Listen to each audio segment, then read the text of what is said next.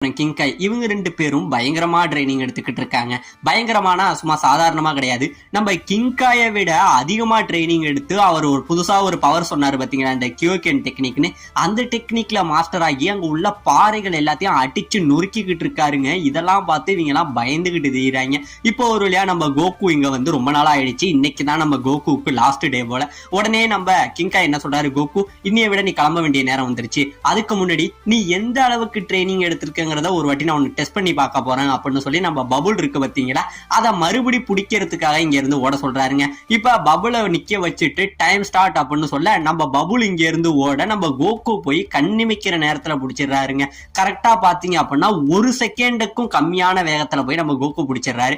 இப்ப ரெண்டாவது நம்ம கிரியூரிய பாக்குறாரு. அடுத்தது நீ கிரியூரிய பிடிக்கணும், இதை நீ எத்தனை டைம்குள்ள நீ முடிக்கிற அப்படின்னு பாக்கணும்னு சொல்லி அடுத்து நம்ம கிரியூரி போட்டிக்கு ரெடியாக டைம் ஸ்டார்ட் நான் சொன்னோன்னே இப்ப நம்ம கிரியூரி இங்க இருந்து பறந்து போதுங்க. கரெக்டா பாத்தீங்க அப்படின்னா டக்குன்னு வந்து நம்ம கிரியூரியுமே அடிச்சிடறாரு. 1.2 செகண்ட்ல வந்து நம்ம கிரியூரியை பிடிச்சிடறாரு. இதெல்லாம் பார்த்தோன்னே இவங்களுக்கு பயங்கரமான சக்தி. ஏன்னா நம்ம கோகு ரொம்பவே வேகமாயிட்டா. இப்ப அடுத்ததான் நம்ம கிங்கா என்ன சொல்றாரு, கோகு நீ இதுல எல்லாம் வந்து மாஸ்டர் ஆயிட்ட, அடுத்தது நீ ஸ்பிரிட் பாம்ப செய்யணும் அப்படின்னு சொல்ல